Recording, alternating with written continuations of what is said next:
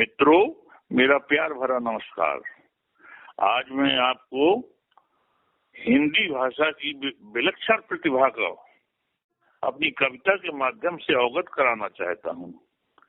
यूं तो सभी लोग यह जानते हैं कि हिंदी हमारी मातृभाषा एवं राष्ट्रभाषा कही गई है, परंतु हमारे देश में जितनी भी बोलियां एवं भाषाएं बोली जाती हैं, उनकी जननी भी हिंदी भाषा ही है। अतः प्रस्तुत है कविता जिसका शीर्षक है हिंदी भाषा की महिमा। भाषाएं इस देश में लगभग 600 जान, राष्ट्रभाषा के रूप में हिंदी की पहचान। हिंदी का है बृहद रूप, व्यापक और विशाल, इसकी झांकी बड़ी निराली, रोचक और रसाल। हिंदी के ही एक शब्द से कई विकल्प बन जाते, हिंदी के ही एक शब्द से कई विकल्प बन जाते और इसी तरह से एक शब्द के विविध अर्थ कहलाते। उदाहरण के तौर पर मैं देता एक मिसाल, और जिसको पढ़कर आप लोग भी होंगे खूब निहाल। प्रकृति ने अनमोल दिए हैं चलने को ये पैर, और जिससे हर प्राणी करे अपने मन की सैर।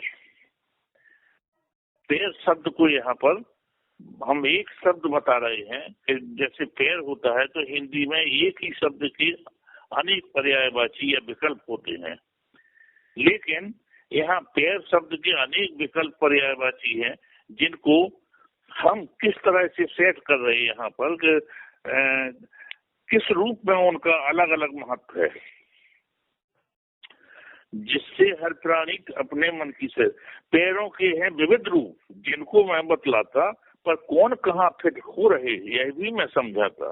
जो धंसते दलदल गड्ढों में पैर वही कहलाते, और जो छूते गुरु माता पिता की चरण उन्हें बतलाते। कहीं अड़ादू अंगद जैसी टांग उसे कहते हैं, आगे बढ़ना है विकास पर तो उसे कदम कहते हैं। अंगद की टांग कहलाती है क्योंकि पैर, लेकिन टांग, और आगे विकास पर बढ़ना है तो उसे कदम कहते हैं। नाप लई प्रभु ने जब धरती 3 डगों में सारी, और राजा बलि देखते रह गए खुद बन गए भिखारी। पग में घुंघरू बांधकर जब नाची मीरा बाई, वो घुंघरू की धुन सुन करके दौड़े कृष्ण कमाई। यहाँ पग शब्द का प्रयोग किया गया है पैरों के लिए।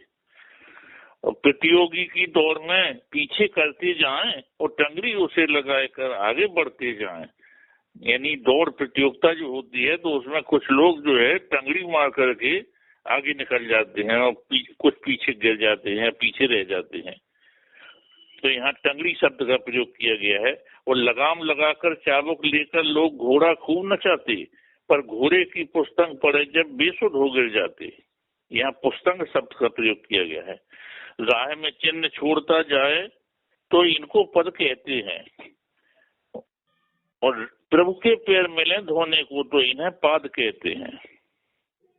यदि पिता की चले पुत्र पर लात वही कहलाए, और कभी गधे की जब पड़ जाए तो वह दुलत्ती कहलाए।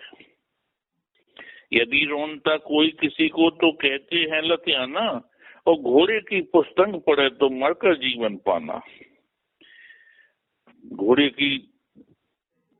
के पैर को जो है पुस्तंग कहते हैं। खेल कबड्डी में जब यारों लंगड़ी लोग लगाते और प्रतिद्वंदी को छू करके वे पाला पार आ जाते। छोटे बच्चों के पैरों को हम पौआ कहते हैं, और प्राय लोग बड़ों की खातिर पाए लागू कहते हैं। कोस कोस पे पानी बदले 2.5 कोस पर बानी, और पैरों को पहिया भी कहते, इसमें क्या हैरानी। पैरों को गोड़े भी कहते सुन लो मेरे भाई, और दुनिया की इस भाषाओं की हिंदी माँ कहलाई। शेर मारता यदि किसी पर पंजा वह कहलाए, और अंग्रेजी में सिर्फ लेग है जो कि पैर कहा है। हिंदी की विशेषता है कि कितने इसके विकल्प बतला दिए मैंने, लेकिन अंग्रेजी में सिर्फ एक ही शब्द है लेग। आगे भी सुनिए कि गर्भवती नारी को कहते हो गया भारी पांव, और फाइलेरिया हुआ किसी को तो कहते हाथी पाँव। विविध विकल्पों का यहाँ किया बृहद व्याख्यान। अब एक शब्द के अनेक अर्थ में बतलाता श्रीमान।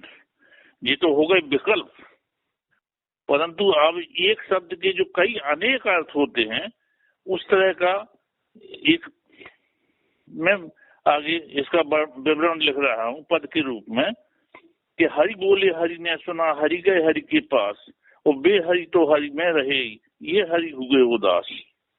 अब इसमें कोई पता नहीं है हरि हरि के शब्द कितने लोगों को हरि कहा जाता है। हरि माने भगवान भी होता है, मेढक को कहते हैं, सांप को कहते हैं, पानी को राम कृष्ण शिव कामदेव सूर्य विष्णु इंद्र शेर कुएं घड़े हिरन ईश्वरा, मतलब दुनिया को हरि कहा गया है। लेकिन यहाँ पर इसका अर्थ है कि हरि माने मेढक, मेढक कुएं में, हरि ने सुना, हरि बोले हरि ने सुना।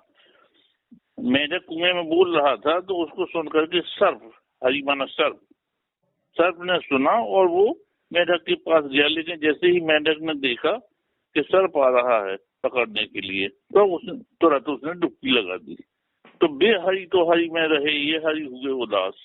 मतलब इस तरह से जो है हरि शब्द के कई अनेक अर्थ। इसी तरह से आगे कि सारंग ले सारंग चली कर सारंग की ओट, वो झीनी सारंग जानकर सारंग कर गई चोट।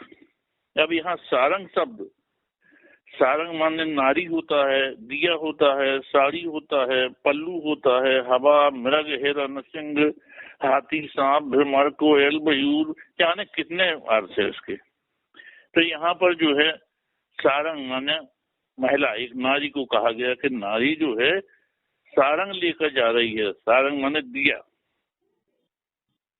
और कर सारंग की ओट मतलब अपने पल्लू की ओट में दिए को छिपाए हुए जा रही है। परंतु झीनी सारंग जानकर, पतली झीनी माने पतली साड़ी को समझ करके वो सारंग माने हवा, हवा चोट मार गई, यानी हवा कर गई और दिए को बुझा दिया। इसी तरह से एक और उदाहरण देते हैं कि नजर बाग में नजर को मैंने नजर मिलाते नजर से देखा, और नजर मिली जब नजर से उसकी नजर झुकाते नजर को देखा। यहाँ नजर के कई शब्द हैं। नजर बाग माने बगीचा होता है, नजर एक लड़की का भी नाम हो सकता है, लड़के का भी नाम हो सकता है, और नजर माने निगाह भी होती है। इस तरह से ये एक विलक्षण प्रतिभा है हिंदी की।